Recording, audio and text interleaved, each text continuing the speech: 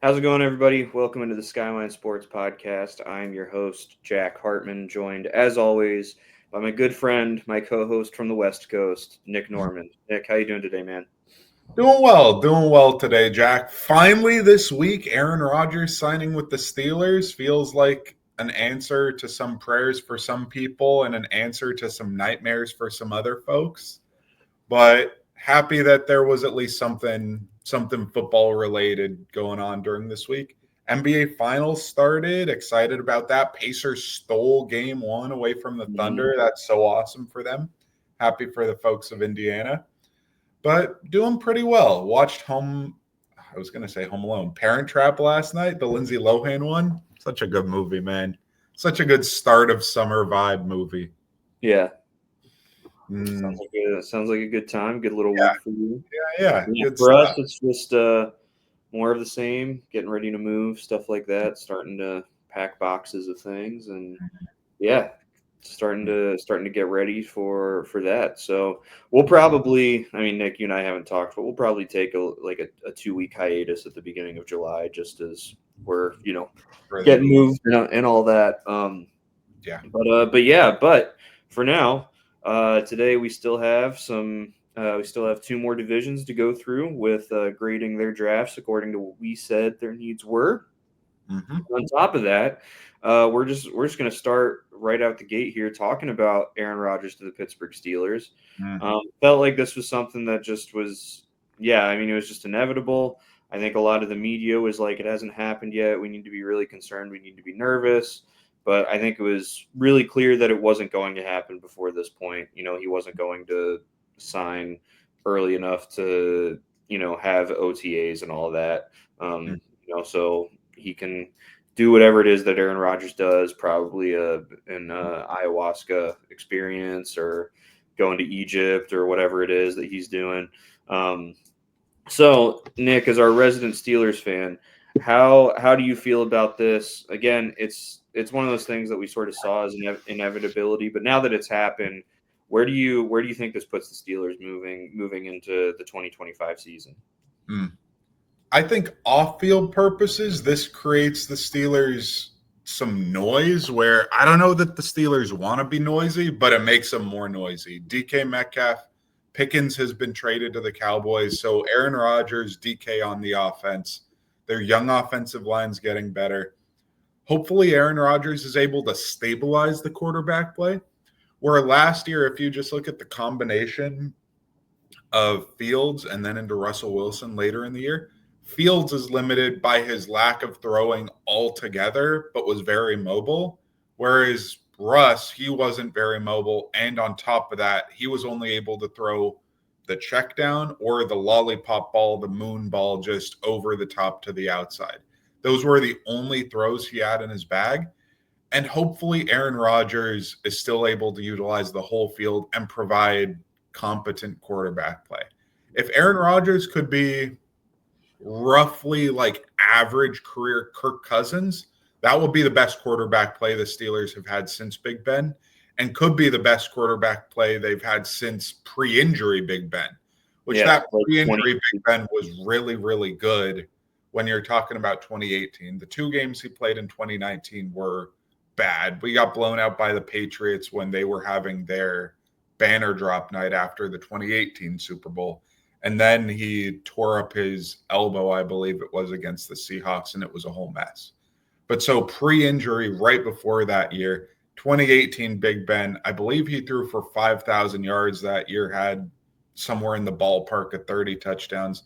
Steelers haven't had anywhere near close to that level of quarterback play since then. They had competent quarterback play in Big Ben. As long as Aaron Rodgers can reach that threshold, I think it makes the Steelers' offense respectable and competent in a way it hasn't been in 5 years, potentially. And so that's nice. I prefer having a watchable offense. I just remember that 2019 Steelers season with Mason Rudolph and Duck Hodges. And there were games where the offense was just unwatchable, where the Steelers would get the ball, like if the other team punted and the Steelers were pinned on like their 5-yard line. I legitimately was like, do I want the Steelers offense on first down to run any plays? Or do I want them to just punt the ball back and hope that something on special teams happens that's crazy? Or let like TJ Watt and the boys like make a play on defense and like just get the defense back out here? I honestly felt better about like punting on first down when we were within our own like 10-yard line. Right. Which is insane to say in the modern NFL, to be honest. Yeah. But that's how it felt with that offense. Aaron Rodgers, hopefully competent, hopefully makes the Steelers offense able to use the middle of the field, able to use the short, middle, and long game a decent bit. Those are my hopes. I will say, being a Steelers fan, listening to a good amount of Steelers media, the hype by some people, I think, is out of hand when some folks are like, I think we should expect 11 or 12 wins. And I'm like, 11 or 12 wins with this roster, with this offense, even with Aaron Rodgers, man. It's just a hard ask. It's a really hard ask to say, hey, in this division, Joe Burrow's team should be improving after a year where the defense was dreadful. Lamar Jackson's team in the Ravens, never terrible, always really good. When Lamar Jackson plays, it feels like they're always 12, 13, 14, 15 wins. And even the Browns, they should be better than last year, hopefully able to field a healthier team, even though they could be a mess theoretically with the 4 or 5 quarterbacks they got on their roster right now. The Browns should be a bit better. And so I don't know how the Steelers put up a better season record-wise than last year. They made the playoffs last year, and I don't know if you can get better than 10 wins out of this team. Theoretically, I think the ceiling for this team, I think the realistic like high end for this team would be 10 wins and maybe a playoff win. Maybe if something broke extremely favorably. But I don't think you could look at like 11, 12 wins potentially winning the division as like on the table for a high end. Like maybe if everything broke right and like other teams are getting crazy injured, maybe, but I have sincere doubts about that. So I'm much lower than a lot of the people on the high end for Pittsburgh fans. But do I think that this team is going to win fewer than like 7 or 8 games? I don't think they're going to win less than 7 games. I don't think they're going to get in the 5, 6, like even down in the 4 or 3 win tier list. I think they're going to be somewhere between 7 and 10 wins, and that's where they've been. I've seen no change to move them from the middle. So right, that's where I'm at with it. Yeah, I mean, I feel like I think one, we just need to remove statistics from this conversation. Like, there's the world where you look at the statistics that are similar to Josh Allen's for Aaron Rodgers last year, and you're like, see? And then there's the world where you look at the statistics that say, like, he was 30th in the league in passes that should have been or passes that should have been completions, right? Like something, like there's a lot there, right? You look at Josh Allen and you look at the times that he didn't play in the fourth quarter because the Bills were beating somebody so badly, and then Rodgers is playing, trying to play gunslinger at the end and is getting a lot of basically meaningless yards, right? So, I think we need to remove stats from the conversation when we look at how good Aaron Rodgers is. And I think kind of at the macro level, all professional Pittsburgh sports teams are in this similar situation right now, where it's like you have guys that you can convince yourself, no, we've got a good roster, right? Like, the Pittsburgh Pirates, right? Baseball. They've got Paul Skeens, right? Like probably the best pitcher in Major League Baseball, one of the best pitchers in Major League Baseball. They still have Andrew McCutchen. Well, this isn't Andrew McCutchen when he was an MVP. This is 37-year-old Andrew McCutchen. There are other guys like, oh, well, no, like that guy has this experience, that guy has this experience, that guy has this experience, right? And it's like, okay, yeah, you can kind of cobble something together and convince yourself like, no, we've got a good roster. But there's a difference between having a good roster and a competitive roster, right? Like if you look at the grand scheme of things, all professional sports teams have good rosters compared to all of the other people that aren't on their team playing that sport, right? That said, like, that doesn't make it competitive, right? The Steelers have the Steelers have guys, right? You've got TJ Watt, right? You've got Cam Hayward, you've got DK Metcalf, you've got Aaron Rodgers. But if you think about it, Cam Hayward and Aaron Rodgers, this isn't 7 years ago Cam Hayward and Aaron Rodgers, right? DK Metcalf, TJ Watt, they're still good, but they're not good young guys. They're good like middle of their career, sort of like, this is when you're not sure, like, are they in their prime or are they about to leave their prime, right?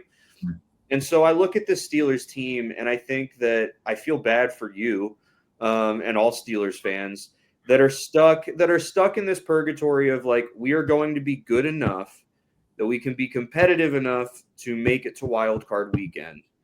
And anything after that is like, wow, look at this amazing run that we're going on. But it's not going to get past that, right? Like, I've gotten to see the Lions go from a 2-win team to a 15-win team. Like, at least there's like, hey, we're progressing, we're getting better, you're seeing the movement. And with the Steelers, it's like, no, hey, we are right here. We're never going to be up here, but we're never going to be back here.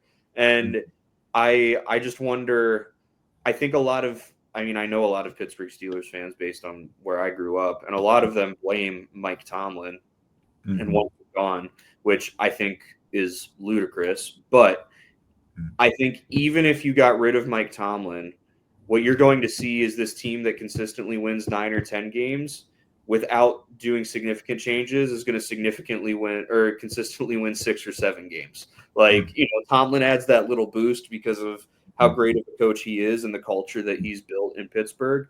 But outside of that, the roster is like a consistent 6-7 win team, and not the whole roster, but you have really important units like quarterback that, like we just talked about, we're going on year 7 or 8 of not great quarterback play for Pittsburgh. And, it's tough because, for a lot of that's Big Ben, and he did as much as he did for the organization. You can't just push him out. But then since then, it's like, no, we still have this good roster. We're still a 9-win team. We just need to add a couple pieces. And it's like, no, you need to really – I feel like it just really needs retooled and torn down to studs. And, hey, you brought in DK Metcalf and paid him this money. Okay, he's going to be a centerpiece. TJ Watt is going to be a centerpiece. Okay, if you remove the emotion from it, looking at all of the other spots on the roster outside of your wide receiver 1 and your number 1 edge, is there any position that you're like, actually, no, we can't? We will be hard pressed to get better. Maybe Minka, right? You have a couple young offensive linemen, so maybe you could look at it and be like, well, we could get this guy that's better, but these guys are young. We want to give them a chance to grow into it. But outside of that, right? Like, okay, yes, Cam Hayward, lots of emotional, connection there, and you love Cam Hayward. He's been such a staple and a stalwart and an Iron Man for that organization. And you know what? They did a good job by drafting Derek Harmon, right? So it's like, okay, we've got the guy that's sort of on Cam's heels and we'll eventually kind of push him out, right? So like, okay, that's good. Let's do it with all of the roster, right? Not just this one spot. Minka's really good. Are you sure you can't get a better safety than him? He's kind of last season we kind of started to see a dip from him in production. So I feel like, and that's talking about the Steelers on like macro level. But basically all of that to say, like, okay, you brought in Aaron Rodgers. Like, I don't think that's going to move the needle and make this team that much better. I think he's more competent than and has more overall skills than some of the guys that they've had before. But it's we've seen him. Aaron Rodgers is not the 4-time MVP, the like back-to-back MVP. It's not who he is anymore, right? So we need to recognize that. Jets fans just learned that. I hope that Steelers fans, you seem to be coming into this with the right composure about it, but I hope all Steelers fans come into it with that composure. Oh my goodness. Yeah, it's just really hard to see because I'm like, man, I just hope realistically, I know that none of these big moves are making a big difference. Like, I don't think George Pickens out, DK Metcalf in, that makes a big difference. I don't think Aaron Rodgers in makes a big, like, organization shifting difference. I feel strongly, though, that the incremental shift in quality of drafting and draft picks, I think since Omar Khan took over, he's made a lot of really good draft picks, and that's stacking one on top of another on top of another, where I think Harmon's a good pick. I think all the young offensive linemen have been solid to good. I think that Joey Porter Jr. was a smart pick in the spot. And I think that the Steelers aren't going to add, like, I don't think you're going to see a 2012 Peyton Manning addition to the Broncos type thing where it's like the Broncos were just like muddling around and then Peyton Manning brings them to Super Bowl contention. Right. I don't think there's a move like that for the Steelers where it's like, and they added somebody and that changed everything. Yeah. But I'm hoping that the incremental, this guy's a good draft pick, that dude's a good draft pick, this dude's a good draft pick, and they're getting better and better and better, that hopefully we look at this roster one day and we're like, wait a second, the Eagles, they didn't have a superstar move outside of like the A.J. Brown, like, oh, that's an awesome move as far as like a big trade. They just drafted really well over and over and over and over again. And then you look at the roster and you're like, wait a second, there's no holes and there are studs everywhere. That's kind of the mold that I'm hoping the Steelers can use to dig out of this. Definitely. So that's my hope. That's my hope. But that takes time, man. That takes time. Yeah. It does. And I think there are a few more cornerstone pieces that Pittsburgh needs to solidify so that it can feel like, hey, we've got our foundation under us to do that. I feel like, unlike, some of the, like the Eagles you mentioned, I feel like the Eagles, yes, they, okay, AJ Brown, right? But I feel like they had pieces that were like, well, this is our foundation as we're doing this process. And I feel like Pittsburgh has like 3/4 of a foundation, right? There's still one or two more pieces that it's like, okay, now we have our foundation that we can build this off of. For the Eagles, it was, that offensive line that they had, right? That was like, well, we've got this offensive line, so we can build on top of this, right? To build our offense. I think the Steelers, I agree with you. And I think, okay, let's see Joey Porter really take another step. So like, hey, we've got TJ Watt as a great edge, as a premier edge in the league. We've got Joey Porter Jr. as a premier lockdown corner in the league. Okay, we've got those two spots that we can really build around on defense. On offense, okay, we've got DK Metcalf. Okay, let's see the offensive line put it together. Let's see Jaylen Warren really turn into, a really, really high quality back that can, really elevate the offense around him. Okay, maybe next year they draft a quarterback and let's see him actually, step up into that. So, yeah. Do I think that there's going to be a quarterback that they're going to get that's going to change their fortunes? Hopefully I do at some point. But I think that they're really kind of setting the table for a quarterback right now, where this offensive line last year, the year before, hasn't been great. But they've been steadily improving, adding one more draft pick, drafting dudes high. And it's like, hey, maybe in 2 years, like you could get Arch Manning or someone, and it's like, wait a second. He's coming in and you've got a bunch of good offensive linemen. You drafted Harmon and you drafted a bunch of other dudes. And it's like, wait a second. Now there's a bunch of good D linemen. And hopefully the roster is going to be ready for when they take that quarterback swing. Kenny Pickett, they took that quarterback swing, but it's not like they traded up for him. It's not like they used a top 10 pick on him, and that wasn't the draft to do it. And nobody had any clue at the time 100% who was going to be good or not coming out of that draft. Did a lot of people think Kenny Pickett wasn't a first-round pick? Yeah, but everybody was unsure about that draft as far as what was going on at the quarterback position. Who knows, though, who's going to be that quarterback who they're going to pick? I have no idea. And when. I don't know if it's next year or the year after. I just don't know. Yeah, we'll see. Well, speaking of draft, let's move into our last episode here, doing analysis of the draft, looking at the NFC West and the NFC South. If you remember, we went division by division and came up with team needs going into the draft post-free agency for for all of the teams in the NFL.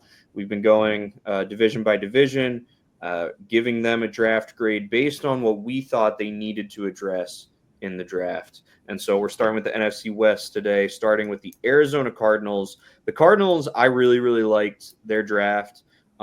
Especially, I felt like they drafted well early. The biggest needs that we said for them were defensive tackle, edge, and corner, which all three of those, no, defensive tackle, wide receiver, and corner, excuse me. And all three of those, ESPN said that they were needs of theirs. So, another check for us right there. They take defensive tackle with Walter Nolan in the first round. I really like Walter Nolan. I think he's going to be a really, really good defensive tackle there. And so they addressed it, and they addressed it early, which was good. Will Johnson falls to them halfway through the second round. And in terms of a pick's value, I think Will Johnson might be the best value pick in the draft. I guess, we need to exclude the outlier of Shedeur Sanders, because if he ends up playing like he should have been drafted in the top three, then obviously that'll take the cake there. But outside of him, we were talking, who's going to get, Will Johnson and Shedeur Sanders are falling. Who's going to get taken first? And the Cardinals take Will Johnson halfway through the second round. Great corner out of Michigan. Really, really great there. Solidifies that position group a little bit more. They do take an edge in Jordan Burch out of Oregon with their last pick on day 2. They take a linebacker and a corner with Cody Simmon and Denzel Burke out of Ohio State. Hayden Connor, guard out of Texas, and Keaton Crawford, safety out of Nevada. So they don't take a wide receiver, which I know was one of the things that we had really mentioned was something that we needed to see from them, because outside of Marvin Harrison Jr., I couldn't name a wide receiver on this roster. So I'm a little disappointed that they didn't take a wide receiver, and I don't want our judgment to be clouded by the steal of Will Johnson in the second round, and us not, tamper our expectations because of them not taking a wide receiver. So, Nick, looking at it, I'm feeling B. I feel like they get positions they need, they get good value, but seriously not getting a wide receiver for your quarterback is hard to gloss over. I would say B plus maybe. I think the Will Johnson pick being in the middle of the second round just kind of bumps it up for me. Because that kind of dude, when you see a dude who everybody projects in the first round go in the second round, I feel like you see that normal scenario in the early second round where like a team has to trade up and they trade up right to the first top 3 picks of the second round. Mm-hmm. And the Cardinals stuck. They waited. He fell to them. And I think that was just really good management by them. Yeah. I would also just direct you to, if you just look at the positions they rocked with, defensive tackle, corner, edge, linebacker, corner, guard in the 6th, safety in the 7th. The safety in the 7th I like as well. But it's just a bunch of defense. And I think this is kind of a microcosm of what you're seeing in the NFL, where head coaches who are defensive guys want to strengthen their side of the ball. Head coaches that are offensive guys want to strengthen their side of the ball. And so I think that even though there are a bunch of good draft picks here, and I will probably grade this a B plus. I think the Will Johnson pick just sways me that much. I'm just worried about Kyler Murray and his future with the Cardinals in terms of, we've had questions for the last year or so since Kyler tore up his knee a couple of years ago. And I think this team could be more competitive, but I don't know that Kyler Murray's set up to be super successful. Yeah. And so I think the draft's really good, but I still have my concerns about the Cardinals roster overall in terms of facilitating, setting Kyler up, and he's their franchise guy. Yeah. And so I'd still give it a B plus. I just think the draft is really good and really well-rounded on the whole defense, covering all the bases. Yeah, for sure. We can give it a B plus. Conversation for another time. I would love to discuss who's had a better career, Kyler Murray or Kirk Cousins, but conversation for another time. All right, moving on to the Los Angeles Rams. The LA Rams, hey, y'all, the Los Angeles Rams the last few years have actually used draft picks, which is just awesome. Shout out them. They do trade out of the first round in this draft. So their first pick came on night 2. We said that our biggest needs for them, we included tight end, corner, and linebacker. They take a tight end with their first pick that they had in Terrence Ferguson out of Oregon. Not necessarily the tight end I would have taken, but they did address the position. They never took a corner, but they did take a linebacker in Chris Paul Jr. Out of Ole Miss, not the point guard most recently for the San Antonio Spurs, and not his son either. But outside of that, they take an edge in Josiah Stewart out of Michigan, take a running back with Jarquez Hunter out of Auburn, defensive tackle Ty Hamilton out of Ohio State, and wide receiver Konata Mumpfield out of Pittsburgh. So if I had to give a group for the Rams, like what I thought their strongest group was on the field, I think I would say their front 7. I feel like they've done a really, really great job drafting that recently, getting younger. I mean, obviously Aaron Donald retired, and that was like, whoa, I mean, that's a significant, loss for them, but still have done a great job, taking care of that. And so I don't like that they took edge in the 3rd round and defensive tackle with Ty Hamilton out of Ohio State in the 5th. I just felt like, and apparently ESPN felt like too, there were other needs that would have been better to address for this team than those. I also don't look at this draft and think like, oh, like there's nothing that pops off the page for me. Like, oh, hey, no, that was a really, really good getting that guy, So I don't know. I feel like this is it's a passing draft, but it's an average draft, if you ask me. What do you think?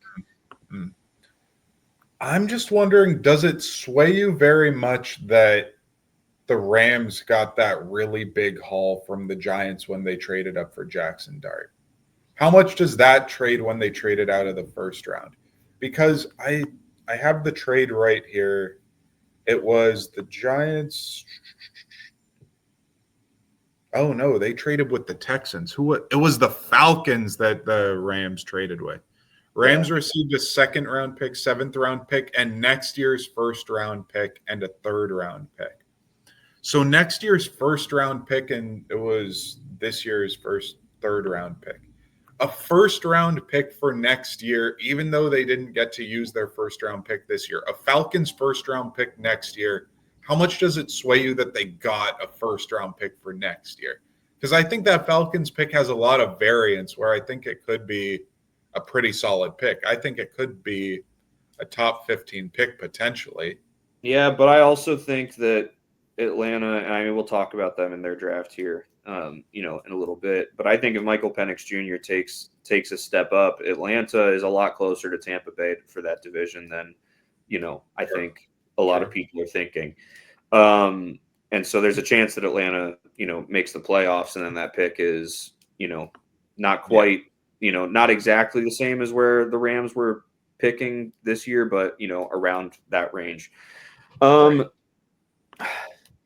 I don't think it does in this case because, like, the Rams are still trying to be competitive. They're still trying to make adjustments, make additions that make them better so that they can compete for another Super Bowl with Matthew Stafford. And because of that, that means that, like, if you're trading, like, if you're trading picks, you're like draft capital, while yes, getting another 1st round pick next year is good. I'm looking at the Rams trying to get better and get good enough that they can make another run in the playoffs this year. And a 1st round pick next year, unless, trade deadline, you're going to package it with your other 1st round pick and go get, TJ Watt or something, right? Like unless you're going to use that pick to do something crazy like that, just having that pick for the future doesn't move the needle very much for me, because again, this is a team that made the playoffs last year, won a wild card game, so they were playing in the second weekend of the playoffs. They were close to knocking off the eventual Super Bowl champions in the Eagles, and they go, they're like, fine, Matt, you can go and test the waters. We want to bring you back, but this is what we'll bring you back for. He goes, he tests the waters, he comes back. They're like, great, we still have our guy at quarterback. So now we gotta bulk up around him, get better. Yes, we're cutting Cooper Kupp. He's expensive. We need that money to help in other places so we can put together a competitive roster, right? Like all of these things, we're going to go get Devontae Adams, right? That it's like, okay, let's have a competitive roster for this year, right? Let's try and make a run at a Super Bowl this year. And then they get that pick for next year, but it doesn't do much to help this year. The picks that they made this year that they got from Atlanta, I don't love that much. I'm kind of blanking on who was around at 26. Well, they needed a linebacker. Jahad Campbell was around there, right? Like, so I just, I feel like I would give this C plus, maybe B I'm in minus. the C plus range. I will direct you though to Terrence Ferguson.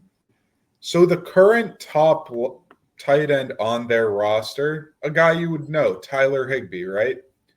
Who do you think is the Rams' all-time leading receiver from the tight end position? Just think of whatever tight ends for the Rams you can think of outside of Higbee. Higbee's their starting tight end right now, has been very injured lately. Any other guys? Ever? Goff used his tight end a good bit when he was there, but I'm blanking on his name. It was also Higbee, and they had a couple other dudes, but it was a rotation, yeah. Okay, I have no idea. Yeah. Higbee is the all-time leading receiver from the tight end position for the Rams with like 3,000 total yards. Wow. Yep. And Terrence Ferguson, the Rams have been hunting that tight end position. Last year, supposedly the Rams were a team trying to trade up with the Raiders to get Brock Bowers. This year, supposedly the Rams were hunting Warren and Loveland, trying to get one of them. They weren't able to get any of those star-studded high-end tight ends. But I think if Sean McVay's hunting tight end and saw a dude that he wanted in Ferguson in this offense that's been super explosive, I think that Ferguson is definitely a big pickup you could see in fantasy here. As far as especially for Dynasty. Like in Dynasty, you're about to join the league I'm in. I think Ferguson's a dude that I'm side-eyeing as like, could I get him in the second or third round? I'd love to get him that late in the draft. So please do not snipe my pick. But you're hearing me. All right, I like it. It's good. We'll give the Rams a C plus. Yeah, moving on to Seattle. For them, we said offensive guard and wide receiver, and they went and they drafted Gray Zabel right at the top. Great pick. That's such a good pick. I really liked Seattle's draft. Nick Emanwari, I honestly had him above Malachi Starks for safety one in this draft. Elijah Arroyo, I'm in and out on. I think the hype is a little bit too high. Personally, I watched an entire game of him battling it out against another tight end from the ACC, and that other tight end looked way better, if you ask me. But Jalen Milroe in the third round, I think is interesting. I don't hate it. I think if it turns into if Jalen Milroe can turn into, the Jalen Milroe we saw against Georgia last year, like if we can get that level of Milroe with more consistency, then that could be a really great find for them. Be similar to the Eagles drafting Jalen Hurts in the second round when they did that. So I like that. Couple other picks that they made that I like. Ricky White III out of UNLV is a really great pick. He's a special teams monster. let alone just being a pretty solid middle of the field wide receiver himself. But man, that guy on special teams is electric. UNLV, when Syracuse played UNLV, he blocked 2 punts in that game. Wow. He's just, yeah, he's a freak. So that's a really, really solid pick. Also, Riley Mills out of Notre Dame. I like that pick too. I like Torrey Horton out of Colorado State. He's had some success there. Damian Martinez, they like everybody else drafted a running back at the very end, and he's a good one to keep watch over too. And of course, an offensive lineman from Iowa is about as guaranteed as a tight end from Iowa. So just Seattle, just doing a really, really good job, I feel like, in this draft of making, well, one, they had a lot of picks to make, and they made a lot of great picks with those picks. I'm not seeing, all of the, I'm in the minority with my feelings on Elijah Arroyo. According to everybody else, that's a great pick for them there in the second round. So like they did what they did a good job. I feel like, the things that jump off the page, obviously Gray Zabel, I think is going to be a stud, dude. I was hoping he would fall and that the Lions could maybe get him or try to trade up for him. Getting Nick Eamon-Wari, yes, early in the second round, but still getting him in the second round is a good pick. So I feel like this is a good pick or a good draft. Has a couple things that pop, some other stuff that doesn't pop as much, but still going to be really, really good, solid picks.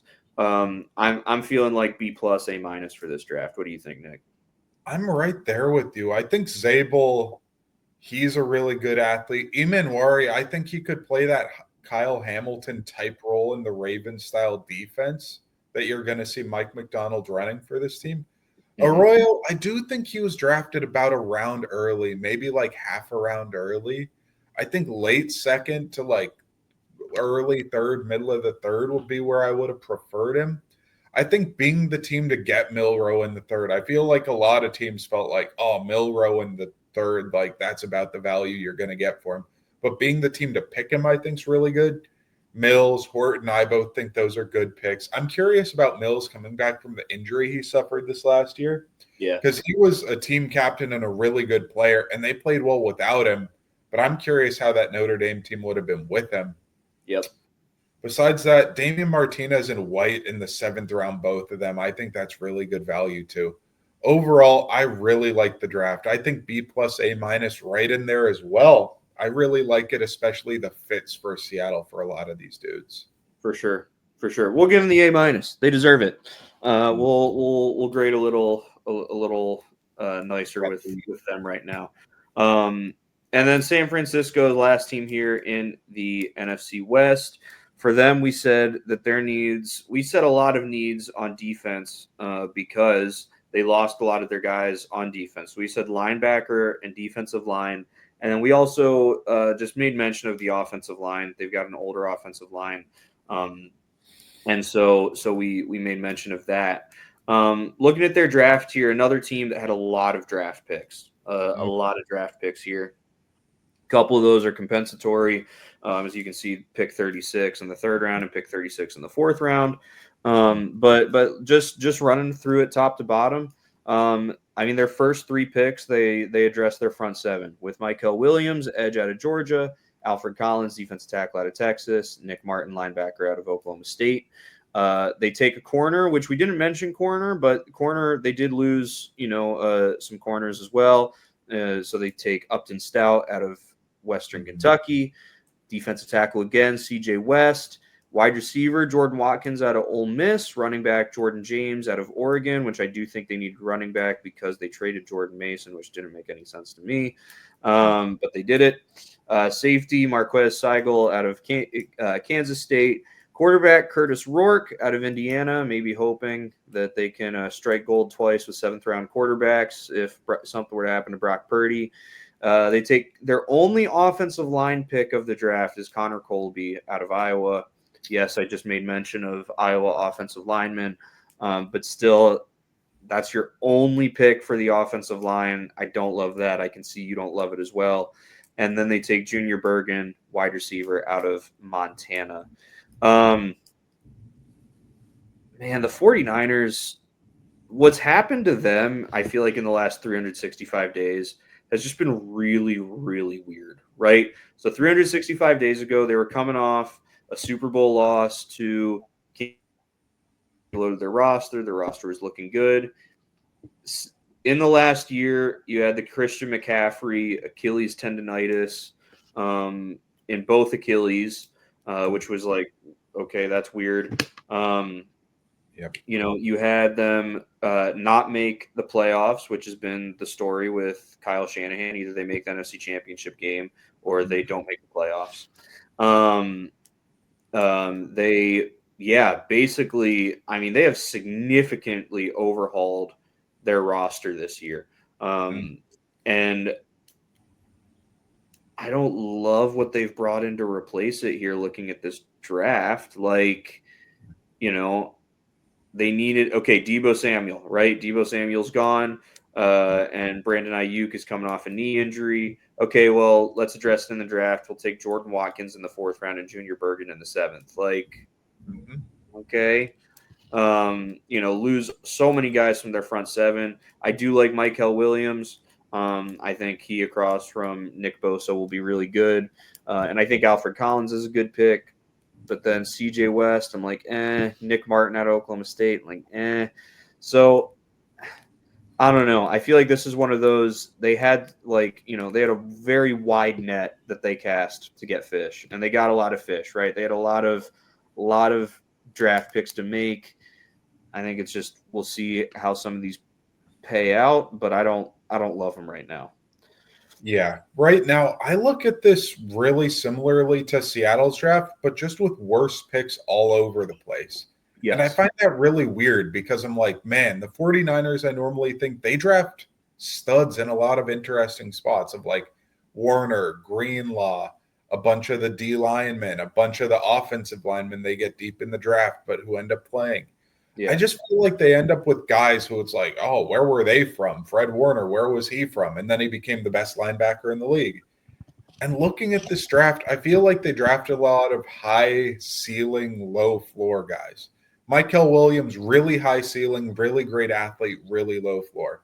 Alfred Collins, really great athlete, really high ceiling. We don't know necessarily what you're going to get out of him, especially in year 1. I think they prioritized the D-line, trying to get back to those 2019 roots where their D-line was just able to harass everybody. Mm-hmm. But I don't know that I love the picks. I don't think they navigated the draft very well. If you look at their first 6 picks, they didn't trade any of them, move up or down in the draft at all. And I kind of feel like this was a draft that had a lot of good edge rushers and D linemen, and they wanted to go after those. And I don't know that they got the best dudes for their value with the spots they're looking for. I think they should have navigated this a little differently. I think Jordan James is definitely a guy in the 5th round who's going to be a Kyle Shanahan special of maybe he's going to be a starter one day and be really good. But you'll probably see him come in for one game and it's like, oh, for one game, he just dropped 150 yards because that's what Shanahan backs do, where they're on the practice squad or they're deep on the bench and then come in and are really good, but then you don't hear about them again for some reason. Mm-hmm.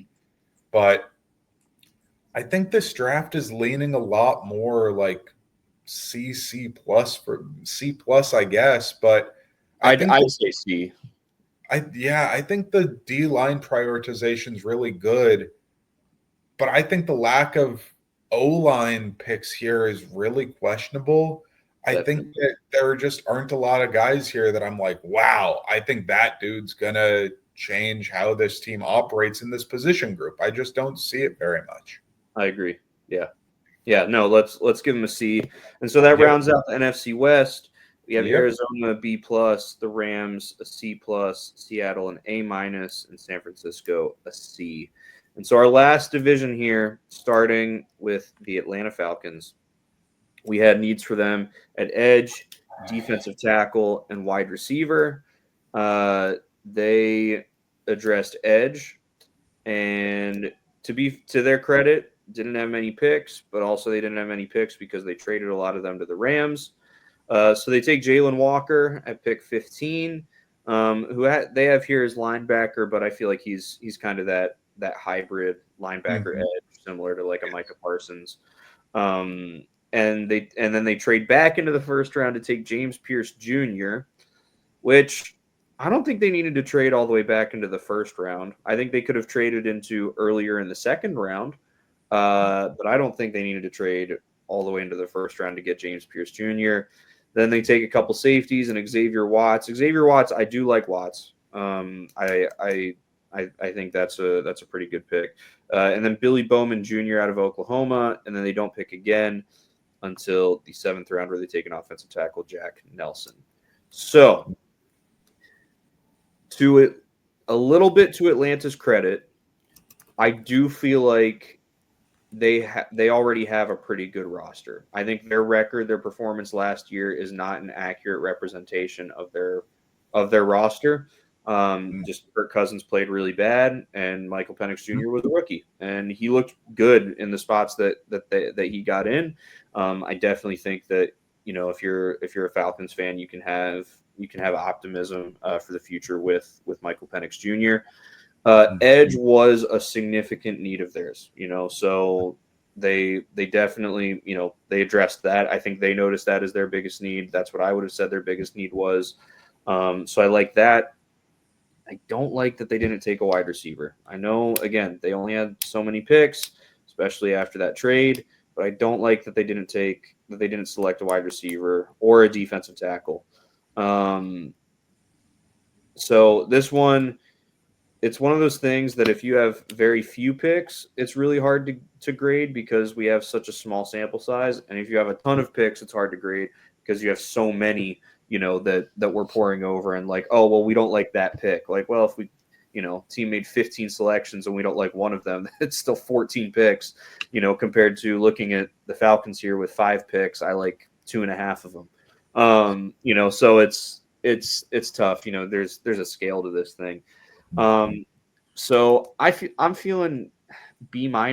Like they needed to address edge, and they did a really good job of addressing edge. And so, but outside of that, I don't really know what more I can say, to their benefit about this. I hear you. I think this is just another one of those examples where Raheem Morris is the coach, defensive-led head coach teams, bunch of defenders. They also have some good safeties there already, where I think Jesse Bates is still there, and I don't think the one from the Broncos was really good for a number of years, who I'm blanking on. Simmons. I don't think Simmons is there anymore. I think it was just a one-year deal. But Watts, you're going to want him to be more of a starter. But if you want him to be more of a starter, then why are you drafting Bowman in the 4th? That's a little bit weird. Yeah. I think that I would lean more B. I get B-. I think maybe B, because I think getting Watts at the end of the 3rd is really, really good value for him. I think that being able to get a B with only 5 picks and making some whack trades, I think is actually a testament to them drafting pretty good players. Where I think Jalen Walker is a B pick in that spot. I think James Pierce is like a C- pick at that spot. And I think Watts is like an A pick at that spot. And so I think that if you average it all out and kind of how they navigated it, it feels pretty B to me. But B for 5 picks and doing weird trades is actually really good, in my opinion, considering the batting percentage kind of thing.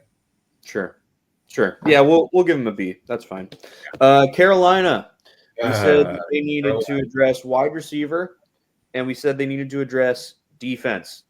So they addressed wide receiver a couple of times, and they addressed their defense outside of that running back pick. Okay, running back and tight end. So they addressed offensive skill positions and defense. So they take Tet McMillan in the 1st round. I think that's a really good pick. Definitely what they should have done.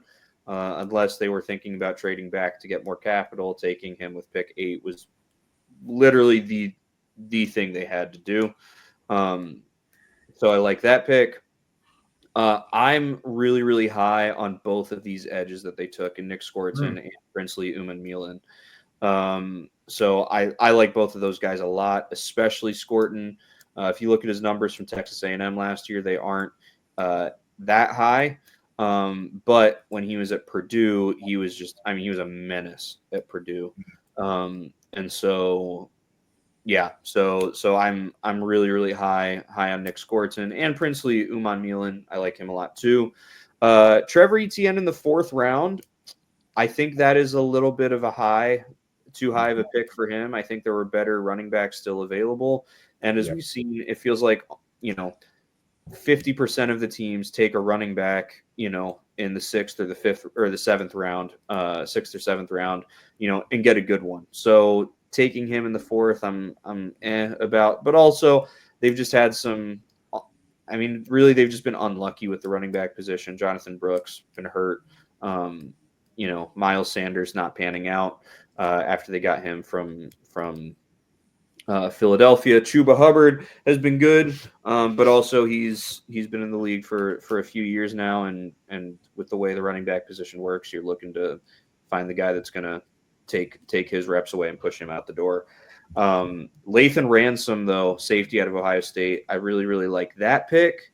And Jimmy Horn Jr. out of Colorado, I think he's a great special teamer. And we'll see. Maybe he gets on the field in some certain packages.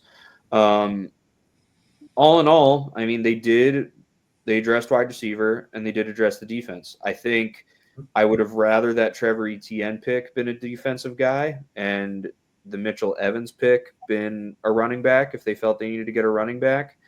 But I like the defensive guys that they took when they took them. And I like Tet McMillan. So I think that this is just a solid B plus, passing but above average draft here for Carolina. Feels very B to me. I will say as well, if you look at this draft, if you just blind showed me this list of players and didn't tell me what team drafted these players, if you didn't show me the picks, didn't show me anything else, just the list of names and said a team drafted this, it looks so much like a Carolina draft, man.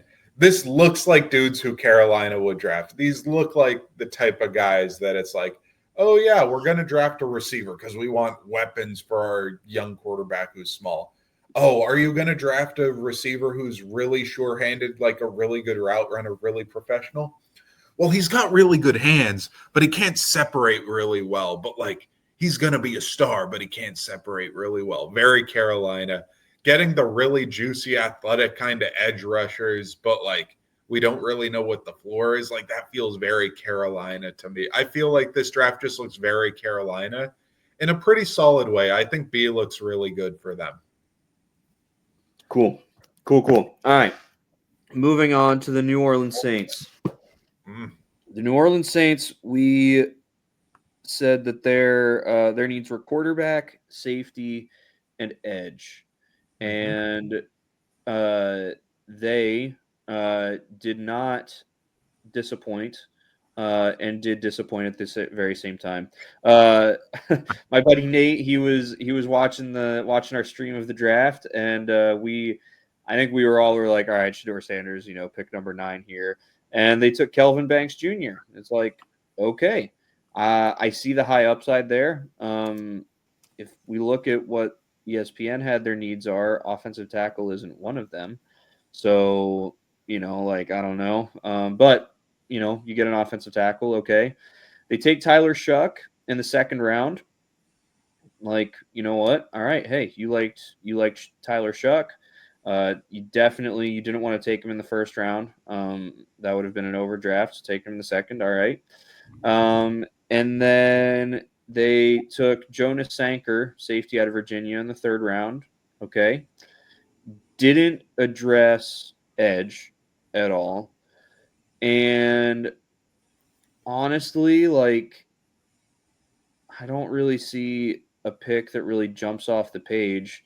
I mean, Tyler Shuck jumps off the page just because it was a drafted quarterback early in the draft. So it's like, oh, wow, But other than that, I'm like, I just don't know. I don't even know what direction the New Orleans Saints are going in as an entire franchise, right? Like, yes, things are changing, right? They just, hired Kellen Moore to be their head coach. So obviously that's going to mean things are moving around a little bit, and we need to give them a little grace for the next couple of years as they're just trying to figure out what it looks like, with this new regime and getting the last bits of the old regime out that, they need to get out. But still, for Kellen Moore's first draft, I'm not impressed. Nick, how are you viewing this one? So the last draft we're talking about was Carolina, and this draft we're talking about New Orleans. I said Carolina looked very much like a Carolina draft. This looks very much like a New Orleans draft, and that's not meant to be a compliment. Like, this looks really Carolina's weird in their way. New Orleans is weird in their way, man. Yeah. Taking a versatile offensive lineman, Banks is versatile, can play tackle or guard. But they've done this before where they've taken the versatile offensive lineman and either they could be good like Fuaga last year, or they could be like the homie out of Northern Iowa, what's his name? Trevor Penning, where he was versatile, big, strong, and then he just flopped at tackle. I just think that New Orleans has always drafted really weird. They always draft defensive front dudes who they move around and never quite find where they fit. I feel like New Orleans just values versatility above all else, and that versatility kind of bites them in the butt sometimes. Yeah. Where you draft a dude who's edge / D tackle / linebacker, and then they don't specify in one of the things and get very good. Like Zach Bond was drafted by them, and it was like, oh, is he an edge? Is he a linebacker? And then he goes to the Eagles and he gets really good. And so I think that if you just look at the picks after Banks and before Devin Neal, it's like, what the heck are you doing? But I really like Devin Neal and I really like Kelvin Banks, and people like Tyler Shuck. I don't know that I do, but people do. No. I think that Tyler Shuck in the second should have been an indicator on some weird stuff going on with Derek Carr. And now we know that Derek Carr is retired. And so thinking about this draft in the paradigm of you're drafting Derek Carr's replacement and you have to immediately start him, it's either him or Rattler or what's the Fresno State kid's name? Haener. Haener's bad. Haener, I looked at him on the field. I'm like, that dude is like, we say that Carolina's quarterbacks make a wish. No, dude, Haener is make a wish, man. You look at him on the field, I'm like, that's not a quarterback, dude. That's just a guy. That's just a child. And all respect him. He made the league. He got drafted. That's impressive. But looking at him on the field, I'm like, what am I looking at? Yeah. Banks, I like the pick. It feels a little early, but it doesn't seem like they really had a choice. Devin Neal, I love Devin Neal, and getting him in the 6th is really awesome. This draft looks very C-ish to me, though, to be honest. Very C to me. And so I'm just going to stick with that. Very Saints, very C. Any draft after 2017 for the Saints has been really weird like this draft. Shuck starting this year is freaky, too. I think if I'm a Saints fan, I'd be freaked out. So, yeah. Cool. C sound good? New Orleans doing weird stuff. Yeah, C works for me for sure. And lastly, the Tampa Bay Buccaneers. They are our last team that we're talking about as we're doing this. For them, we said edge, safety, and corner. Mm-hmm. They addressed edge and corner. Mm-hmm. We didn't have wide receiver as something that they needed to address. ESPN did. And they took Emeka Egbuka in the first round. Now, again, remember, we said that these positions are just ones that they need to address. It doesn't have to be the first round pick, right? It doesn't even have to be we'd like to see at least one of them get, addressed in the first 2 days, right? But weird things happen in the draft, right? Guys, Will Johnson becomes available at pick 15 of the second round for the Cardinals, right? Like weird stuff like that happens. And honestly, the more I thought about the wide receiver selections that Tampa Bay made with Emeka Egbuka in the first round and Tez Johnson in the 7th round, Mike Evans is old. Chris Godwin gets hurt a lot. And, we saw last year that meant that like Sterling Shepard kind of emerged as Yeah. like a quality target for Baker Mayfield.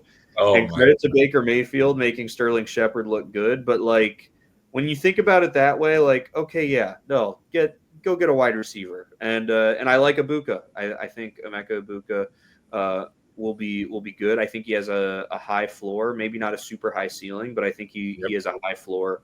Um, and will be good. Very experienced. Spent all the time he could there at Ohio State. Benjamin Morrison, I like that pick. I think that's a really really good corner that they get there with their pick in the second round. Another team here in Tampa Bay that did not make any trades. Like the picks that they made were the picks that they had. Mm-hmm. Then Jacob Parrish, corner out of Kansas State. And then they take edges David Walker out of Central Arkansas and Elijah Roberts out of SMU before the Tez Johnson pick.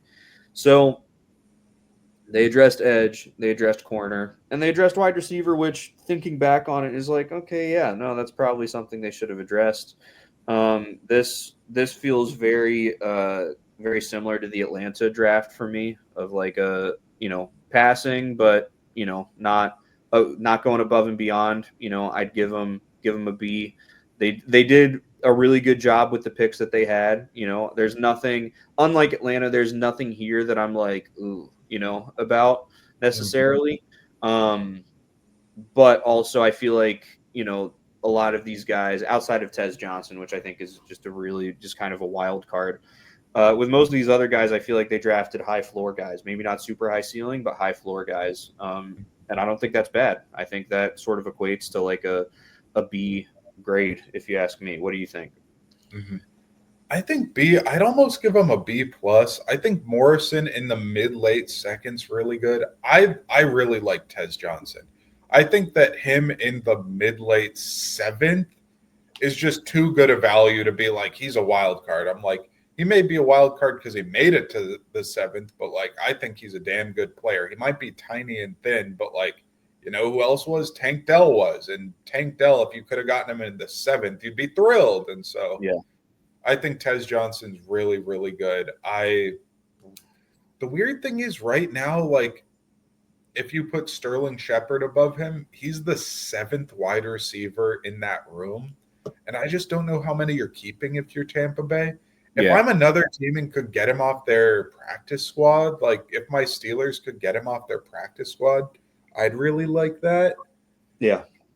Emeka Egbuka, I'm going to call my shot right now. I think Emeka Egbuka, oh my gosh, I need to be able to say his name. Emeka Egbuka, I think he's, as a rookie, I think his trajectory is Buccaneers Ring of Honor when he finishes up his career. Dang. I don't think Hall of Fame. I don't think a whole bunch of Pro Bowl, all pros. Maybe he makes a Pro Bowl one day for a year kind of thing. But I think he's the kind of dude where one day we're going to look up and be like, wow, he compiled 7,000 or 8,000 yards in his career. And he was on the team for 12 years, all in Tampa Bay. Yeah. I just think that he's that style of dude and that kind of dude who can be your wide receiver 2, wide receiver 3 for a decade is super valuable to have. I don't know that it's normally where you go in the first round, but if you can just say, he's our guy, he's in that spot for 10 years, you love to have that. Absolutely. Yeah. Absolutely. Go B plus. That's good. Me. Well, that rounds out the NFC South. We've got Atlanta to B, Carolina to B, New Orleans a C, Tampa Bay a B plus. And so that concludes, almost a month and a half after it happened, but it concludes our post-draft analysis. We're getting here into the summer. We're going to start seeing some more storylines pop out, about what's happening in mini camps and OTAs and stuff like that. Voluntary workouts, the whole 9 yards. And so it'll be interesting to see sort of what comes of that. And yeah, we're just we'll keep you guys posted with sort of what summer looks like.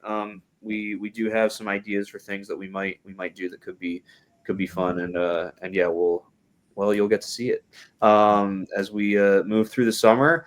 And y'all, because we're in the summer, that means that we are one season away from the football season starting, and that's just going to be a great time for all of us. So thank you all so much for watching and for tuning in. Have a great day, everybody.